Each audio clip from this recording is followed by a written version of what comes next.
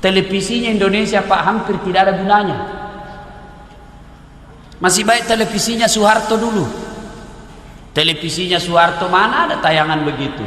Kalau ada yang tidak berakhlak langsung disegel.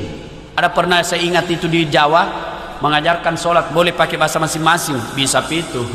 Bagaimana kacaunya Pak seandainya pakai bahasa masing-masing di Mas Sampajang. Beri jamak kiko masih gie. Yang jadi imam orang Arab, dia takbir pakai bahasa Arab. Allahu Akbar. Datang makmum saudara kita dari Sidrap, dia takbir pakai bahasa Bugis. Pungallahu ta'ala maloppo. Menyusul saudara kita dari Toraja, dia takbir pakai bahasa Tator. Pungallah ta'ala tonggo gajah. Ada juga orang jadi Ponto, dia takbir pakai bahasa Makassar. Kareng Allah ta'ala lompoa. Weh, ada juga orang Betawi, dia takbir pakai bahasa Jakarta. Allah gede banget gitu loh.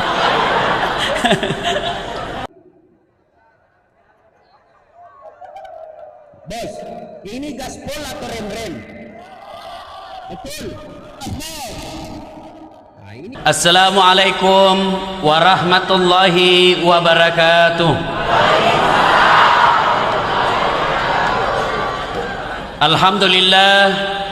Alhamdulillahi rabbil alamin. Wabihi nasta'inu ala umurid dunya waddin. Ashadu an la ilaha illallah wa ashadu anna muhammadan abduhu wa rasuluh. Allahumma salli ala sayyidina Muhammad wa ala alihi wa sahbihi ajma'in. Amma ba'd. Ma'asyiral muslimin muslimat, Bapak Ibu saudara-saudara sekalian, teristimewa alim ulama yang insya Allah dimuliakan dan dirahmati oleh Allah Subhanahu wa ta'ala. Kurang lebih 1430 tahun yang lalu lahirlah seorang manusia pilihan yang dibesarkan tanpa pernah melihat wajah bapaknya, dibelai kasih sayang ibunya 6 tahun saja, bahkan dihina dan dimaki oleh sekampungnya sendiri, dan puncak penganiayaan terhadap beliau oleh sekampung dan sesukunya ketika diusir dari tanah kelahirannya. Tapi alhamdulillah, tanpa memasang baleho di jalanan, berhasil menjadi pemimpin yang kepemimpinannya bukan hanya diakui oleh umatnya, tapi juga diakui oleh mereka yang tidak menjadi umatnya. Siapa gerangan manusia pilihan ini? Tak lain adalah baginda kita, junjungan kita, Rasulullah Muhammad sallallahu alaihi wasallam, yang pada malam hari ini kita peringati maulidnya, kita peringati hari kelahirannya, meskipun agak terlambat sedikit. Dek nama agak terlambat, yang penting ipigaui. Bapak Ibu yang saya muliakan, apa sesungguhnya yang ingin kita bawa pulang dari perayaan maulid ini? Ibu-ibu agar romelo tatiwi lisu pole maulu. Telur, madocul, madodon culenya. Tadi malam main telur, sekarang mau telur lagi. Telur terus. Tentu bukan sekedar telur. Saya alhamdulillah sudah 6 provinsi saya lakukan maulid, dan 37 kabupaten kota yang saya datangi, dan semuanya itu apa tulisannya? Dengan hikmah maulid kita meneladani Nabi dalam kehidupan sehari-hari. Semua yang saya datangi, hikmah maulid kita mencontoh Nabi dalam kehidupan sehari-hari. Masalahnya kemudian adalah bagaimana kita mau mencontoh Nabi kalau sejarahnya kita tidak tahu? Bagaimana kita mau meneladani Nabi kalau sisi kehidupan Nabi kita tidak paham? Ada ibu-ibu ditanya sama anaknya, "Mak, tanggal berapa lahirnya Nabi, Mak?" Apa Nabi bilang mamanya? "Iseng kode, kenapa saya kau tanya dongo? Apa gunamu masih sekolah?" Karena dia juga dongo. Dia balik tanya bapaknya, "Pak, Kenapa tahun lahirnya Nabi disebut tahun gajah? Apa dia bilang bapaknya? Karena bukan tahun kambing goblok. Karena dia juga goblok.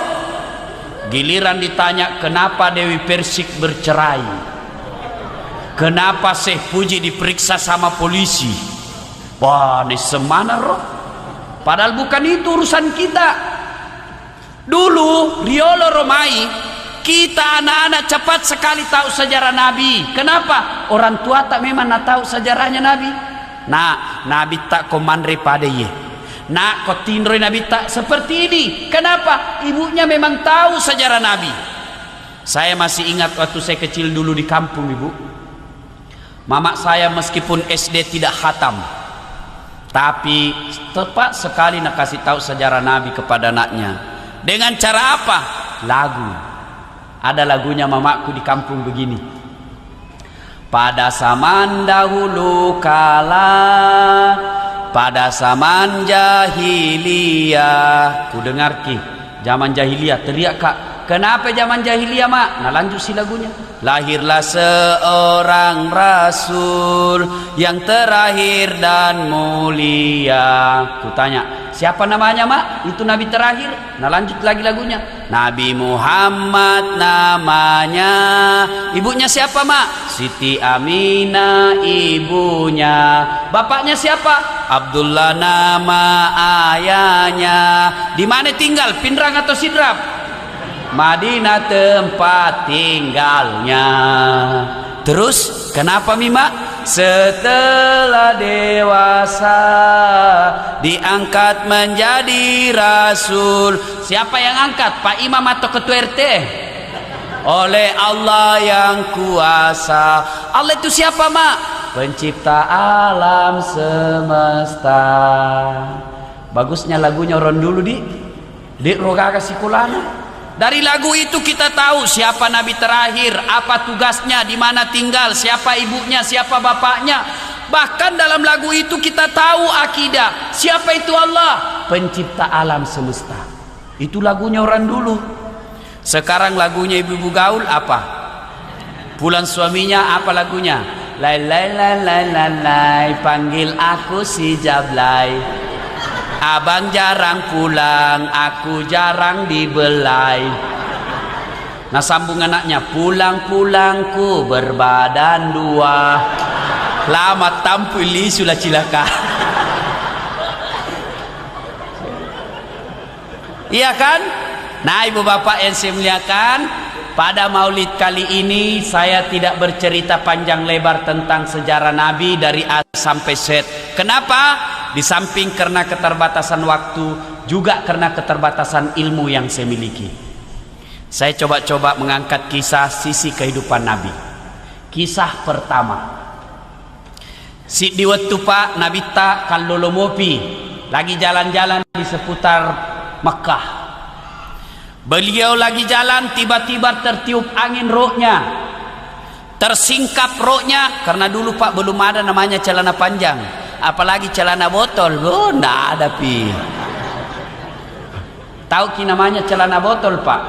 Katuma cipilada. Cipi. Sampai-sampai mahasiswaku ku panggil dek Sigondul, bagaimana caramu kasih masuk itu celanamu? Nah bilang dedek kampungan dah bapak. Iya bagaimana caranya? Nah bilang ini Pak dikasih kantong plastik. Mulai sekalinya besok mau kau berak tidak dapat kau kantong plastik. Nu joli kinalemu dongo. Nabi lagi jalan, tiba-tiba tertiup angin rohnya, kelihatan betisnya. Bagaimana reaksinya Nabi kelihatan betisnya? Subhanallah, malu sampai merah mukanya. Paitai betina Pak nataro siri, merah mukanya. Masya Allah. Artinya apa? Kalau kita mau mencontoh Nabi pada maulid kali ini, kalau kita mau meneladani Nabi pada maulid kali ini, tanamkan rasa malu dalam hati kita. Taro-taro siri aleta. Sekarang siri mulai hilang. Dulu kalau ada anak gadis hamil di luar nikah, diusir sama bapaknya, masuk ke kampungnya, upaka siri ki, tinggalkan kampung ini. Itu dulu. Sekarang hamil 5 bulan pesta besar-besar. Dia mengundang haji, ikut mengundang ustaz. Baru 3 bulan sudah pengantin, mimana nih? Nah bilang orang, kenapa cepat sekali melahirkan anak? Tak apa, nah bilang bapaknya, iya silaku. Dek season nagaga siri. Kalau kita mau mencontoh Nabi pada maulid kali ini, masih sirik ki mapigau salah. Malu dong kalau sudah haji tapi masih rajin mendomi. Pangkat aja itu haji Pak Domesisa Pak.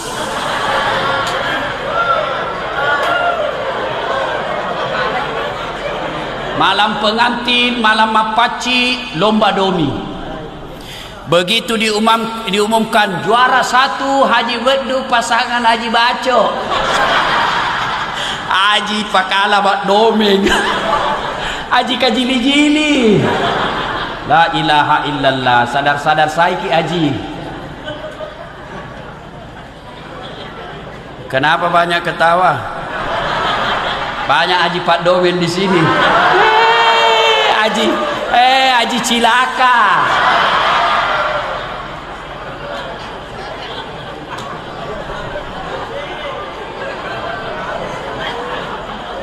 Kalau kita mau mencontoh Nabi pada maulid kali ini, malu dong kalau sudah hajah, sudah ibu hajah, tapi pergi pengantin masih kelihatan dadanya.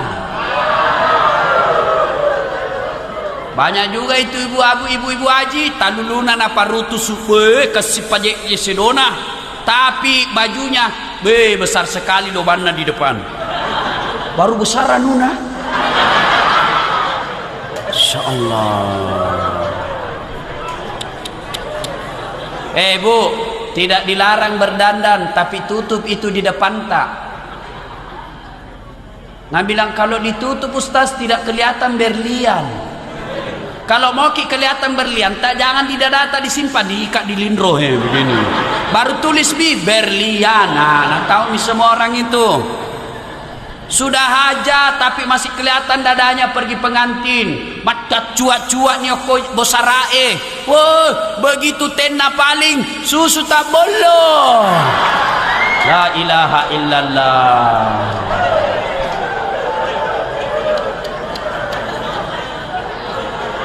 Malu dong kalau sudah ibu hajah pakaiannya seperti itu.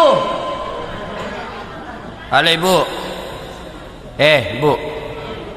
Ya aku anak darah mak pakai pade rubu maka semua pirita mak putih-putih masih kencang kita mak keleng. La ilaha illallah. Ibu malu-malu saiki bela berpakaian yang tidak islami. Kita ini orang Bugis kalau ada pengantin paling banyak melanggar ajaran agama. Sudah mulai uan naik susah memang nih. Belum lagi praktek mubasir. Coba lihat orang Bugis kalau pengantin jor-joran, hura-hura. Mestinya 2 tusuk bisa makan sate, nak ambil 4 tusuk. Siapa mau makan sisamu cilaka? Ini kalau kita mau mencontoh Nabi, tanamkan rasa malu dalam hati kita. Malu dong berpakaian tidak islami. Kalau kita mau mencontoh Nabi pada maulid kali ini, malu dong jadi polisi minta-minta uang di jalan raya. Kalau kita mau mencontoh Nabi pada maulid kali ini, jadi pejabat yang baik, jadi pegawai negeri yang baik, sudah digaji sama negara, dikasih tiap bulan, dikasih kendaraan, dikasih jaminan, masih malas pergi kantor. Begitu masyarakat ngurus KTP, masih juga minta uang 5.000. Malu dong jadi aparat seperti itu. Bu, kenapa negara kita hancur seperti sekarang? Ibu, Pak, tahu Singapura? Tahu Singapura? Ya Singapura Pak, malopoi sidrap na Singapura.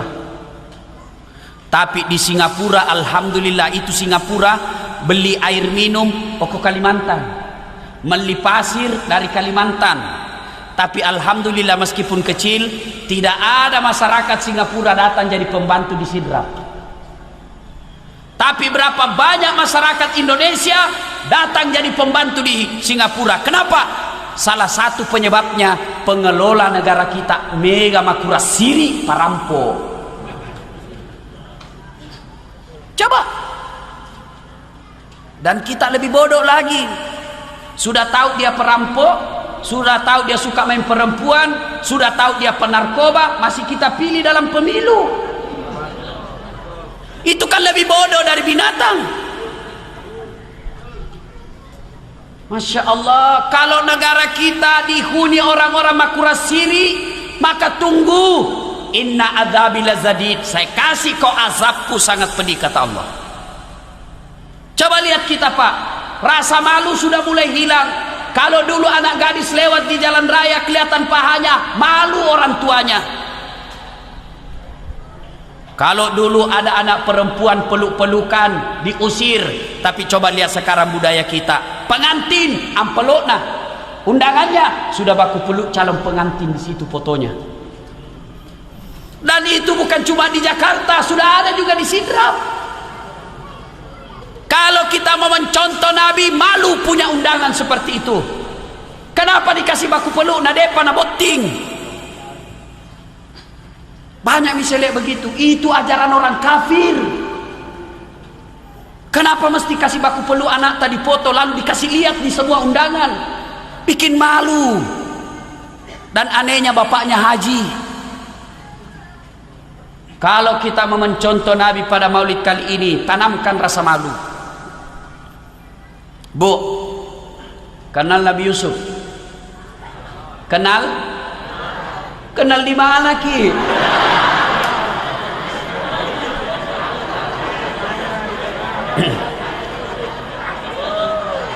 Biasanya sih kalau ceramah Pak ada air di sampingku.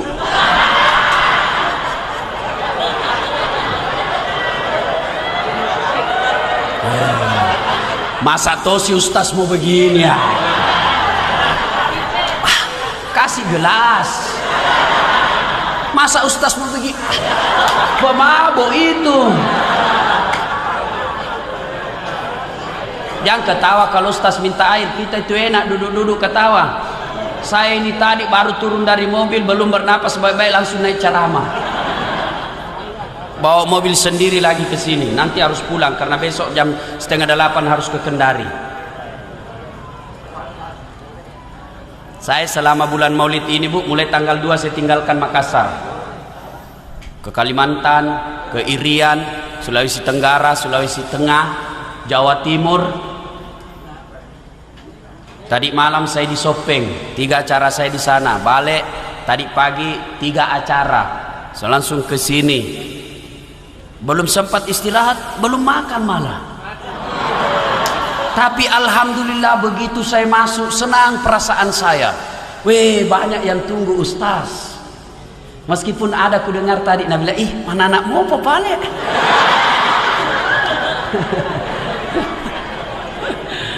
Nah Bapak Ibu yang saya muliakan, tahu Nabi Yusuf?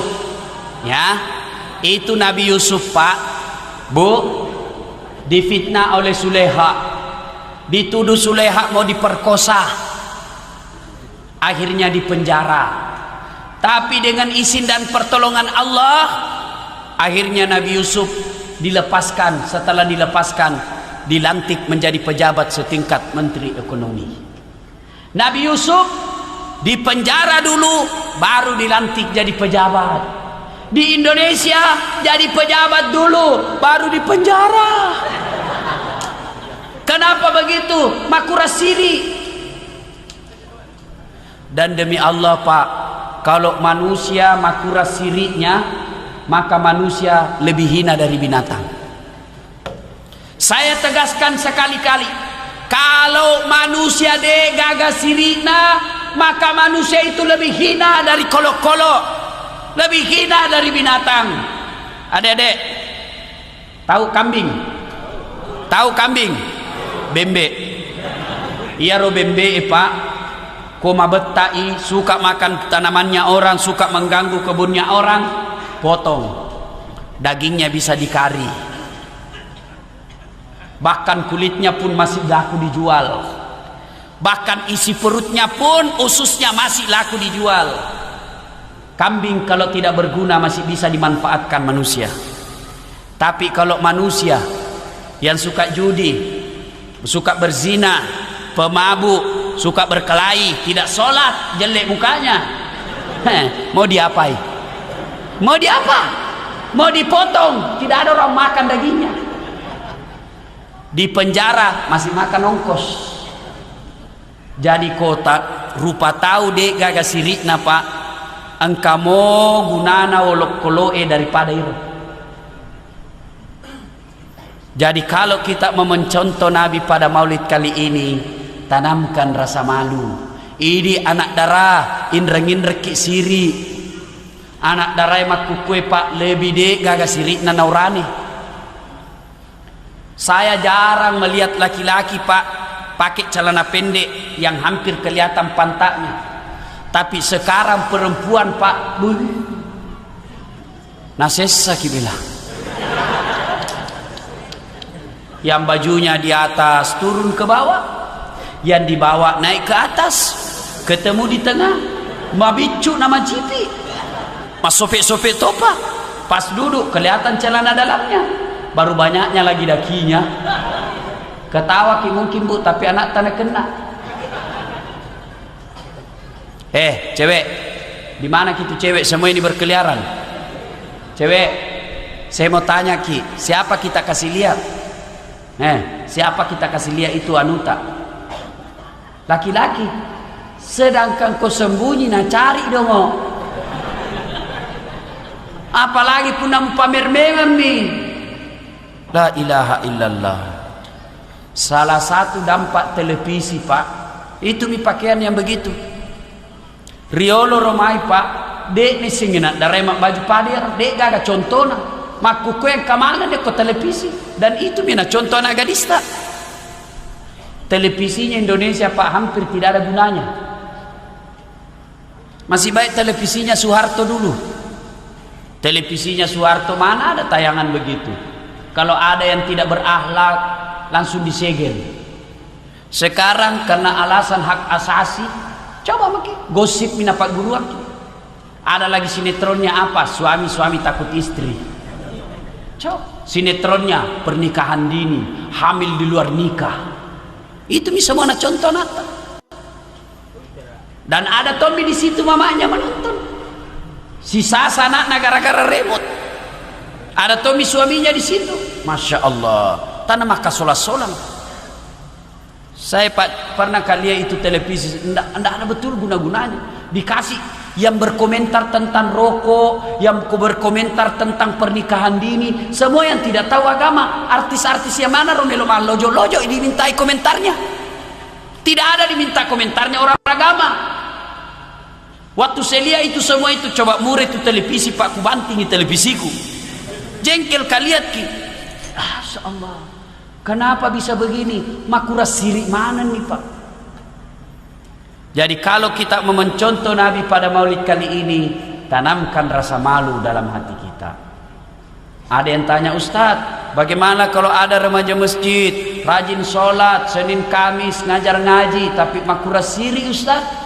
Rasulullah menjelaskan, sittatu asyain tukhbitul amal. Ada 6 sifat yang menghancurkan amal kebaikanmu. Satu diantaranya killatul haya, to makura siri. Kisah yang kedua, suatu saat Rasulullah kumpulkan para sahabat di masjid. Lalu beliau berkata, saudara-saudara sekalian, laki-laki yang tetangga dengan masjid wajib datang berjamaah di masjid. Lo mana kau berjamaah masih gie? Bubar jamaah. Tiba-tiba datang tunanetra. Tahu tunanetra ibu? Orang tidak melihat, buta. Maka dia Nabi tak, ya Rasulullah, bagaimana dengan saya? Saya tidak melihat ya Rasul.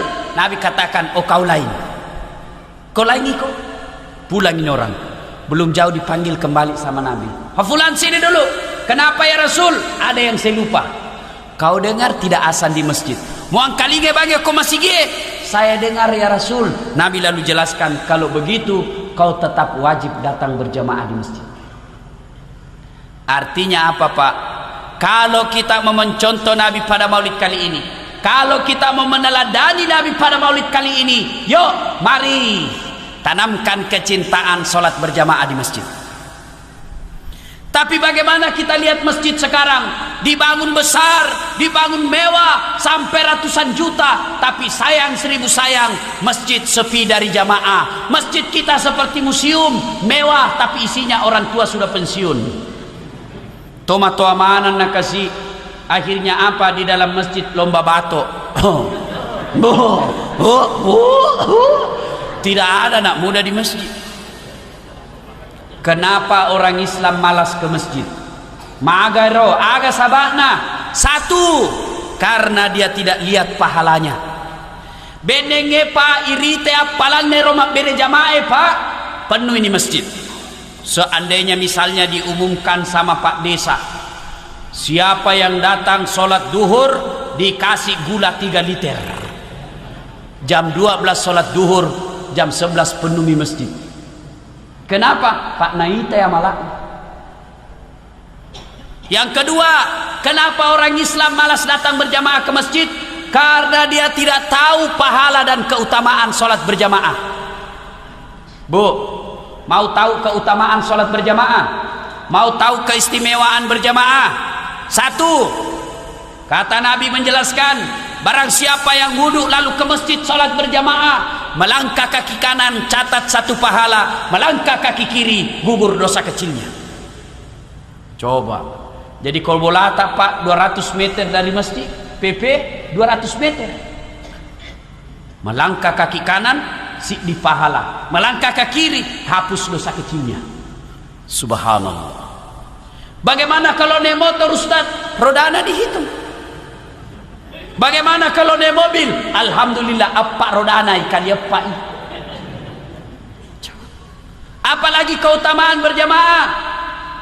Seluruh materi yang kita lewati, aspal, pagar, tembok, dinding, tumbuhan, binatang, semua nanti jadi saksi dan akan berkata di hadapan di akhirat kelak, ya Allah, jangan kau masukkan dia neraka, masukkan dia surga. Saya saksinya, tanggal 12 April dia datang berjamaah di masjid.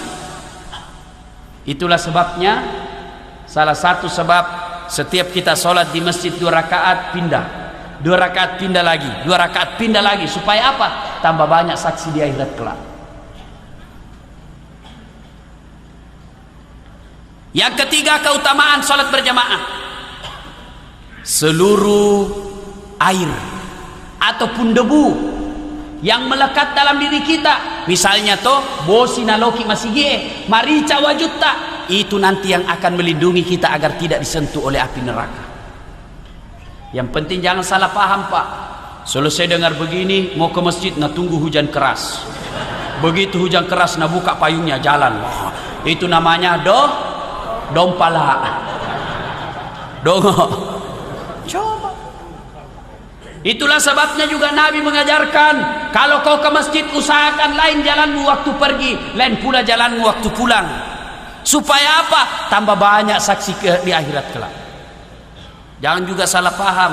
Selesai dengar begini, dia mau ke masjid, dia ke lapangan dulu, mutar baru ke pasar, baru ke masjid. Selesai ini berjamaah. Bukan itu yang dimaksud. Apalagi keutamaan berjamaah, ini yang paling populer, lipat 27 kali. Artinya si semima berjamaah ko masigi akke 27 pi masampaja ko mulai napa pada palanna. Apalagi kalau bapak sikat gigi dulu, lipat 70 kemuliaan. Apalagi kalau bapak pakai serban, lipat 70 kemuliaan. Jadi tania serba bawah tu belo-belo, ya aku mas serbaki akke 70 pide nama serban napa pada pas serbangi.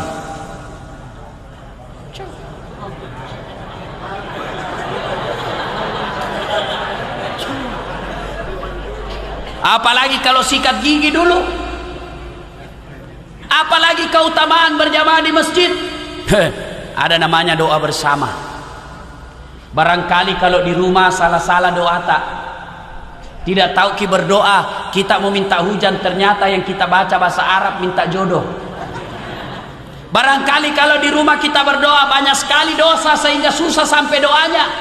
Tapi di masjid ada alim ulama, ada fakir miskin, ada anak yatim piatu, ada janda-janda tua yang teraniaya. berdoa bersama dalam masjid. Gara-gara orang kekasih Allah inilah sehingga semua doa dalam masjid dikabulkan. Itulah sebabnya selalu saya anjurkan, kalau kita berdoa jadi imam, tolong baca doa kasih keras-keras sedikit. Karena kadangkala ada imam tidak didengar apa yang minta. Kita di belakang asal amin saja. Amin. Amin. Apa kau minta, Ces? Kasih dengar ki. Siapa tahu yang jadi imam seperti ustaz yang tidak ada istrinya. Jadi kalau ini ustaz tidak ada istrinya, Bu. Jadi kalau ada ibu-ibu mau punya menantu ustaz, ketik Rex spasi das atlatif. Minta yang jadi imam tidak ada istrinya, dia minta kepada Allah, ya Allah, berikanlah kami jodoh. Nabi bilang bapak di belakang, amin. Sudah ada istrinya. Nabi bilang juga istrinya di belakang, amin. Kabulkan Tuhan. Artinya ibu restui suaminya kawin lagi. Makanya kalau jadi imam usahakan kasih dengar-dengar sedikit. Ya. Ibu bapak yang saya muliakan, apalagi penyebab orang malas ke masjid? Karena manajemen masjid tidak bagus, pengurusan masjid tidak bagus. Ini banyak orang Islam suka sekali bangun masjid besar, bertingkat. Untuk apa? Nanda penuh. Biarlah kecil tapi nyaman. Biar kecil tapi orang sejuk di dalam. Ada masjid yang saya kelola di Makassar, Pak, kecil, tapi nyaman, Pak, ber-AC. Setiap 2 menit keluar pengharum ruangan. Supaya apa? Hilang bau kalepa. Apalagi speakernya baik, tidak seperti ini. Oh bagus, Pak. Karpetnya tiap tahun diganti. Imamnya penghafal Quran 30 juz, digaji 1,5 juta tiap bulan. Muadzinnya tukang azan, anak muda yang bagus suaranya, khusus digaji azan 750.000 per bulan. Akhirnya orang rajin bersedekah, celengan selalu penuh. Kenapa? Orang merasa dia nikmati sedekah.